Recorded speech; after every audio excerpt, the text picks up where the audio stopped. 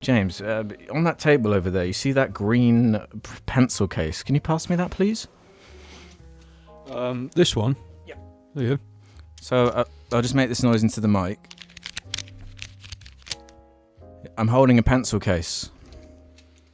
The infamous pencil case of Jar Media. This is this is a Froggy. It's a pencil case with like a frog on it. It's like a frog case thing. And I was so sad, lonely, and pathetic in around that time that I created a universe. My own universe. My own world. Yeah, but that doesn't necessarily make, like, that's not sad necessarily. No, to me it's awesome.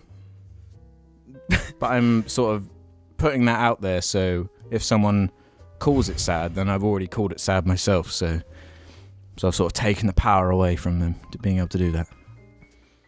Right. In a sense.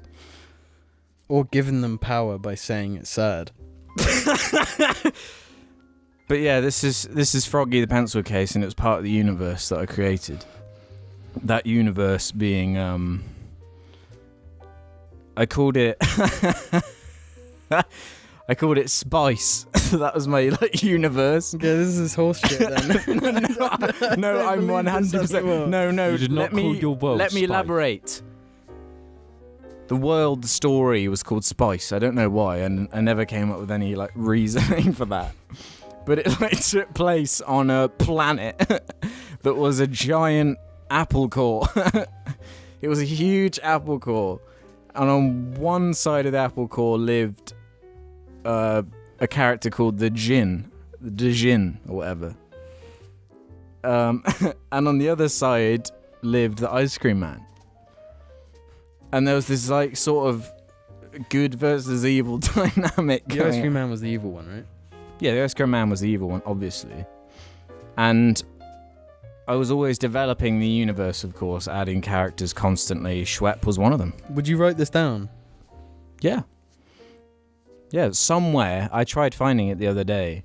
I have all my old textbooks and stuff where it says science with Mr. Man.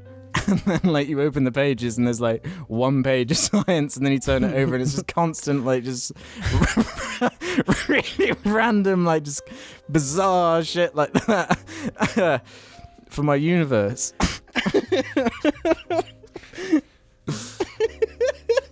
It was sort of a classic good versus evil story. Yeah. Do you remember so it was less of a universe and more of a linear story? Yeah, I was plotting out a universe so I could eventually tell my story in said universe, because you have to start somewhere. I suppose, yeah. And there were these creatures that, in a 3D plane, were 2D. So you could only see them from a certain angle.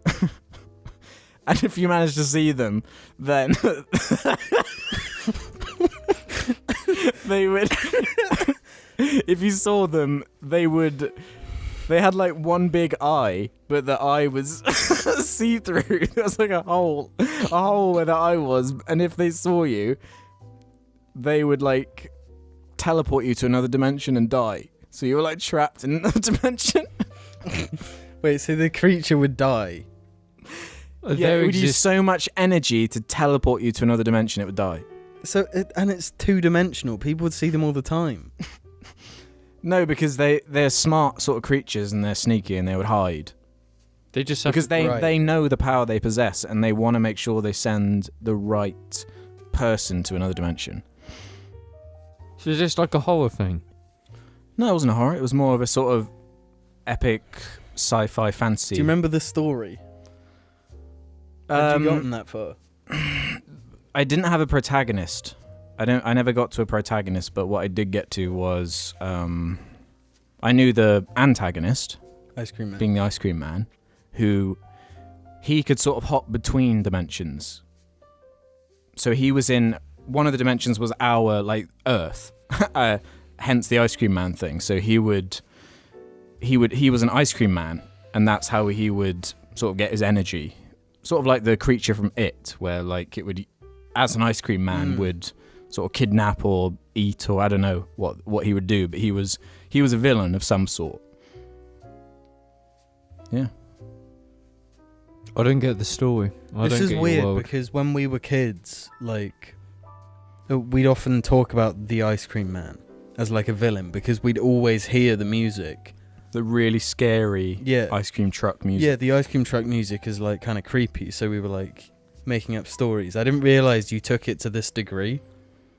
And like, to me that was just fun game, you know, for when we're playing. But to you it's like... Wow.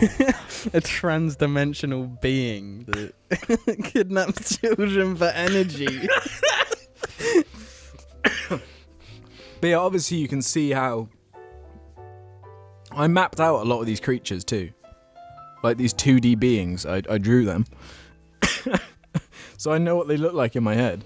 I think I know what they look like as well, because I think I've seen pictures like them before.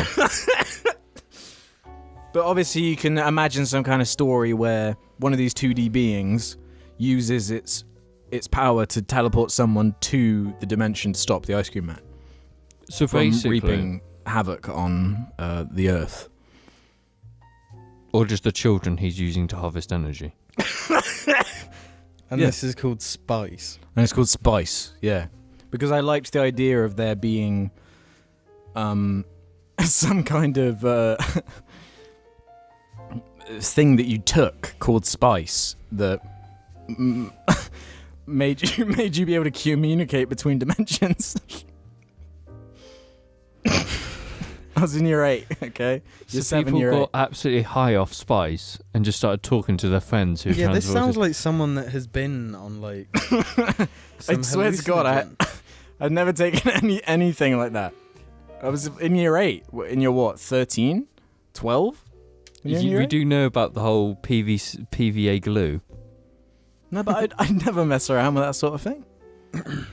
I just totally existed in my imagination the like whole a time nerd. until it like a nerd, until it was beaten out of me, and I felt so ashamed of my ideas that I just stopped doing it around year 10. I reckon we should start writing. Yeah, I can't write, but Alex sure can. That's one word for it. It was multiple I have the words, unique actually. ability to trip balls without taking anything. Yeah.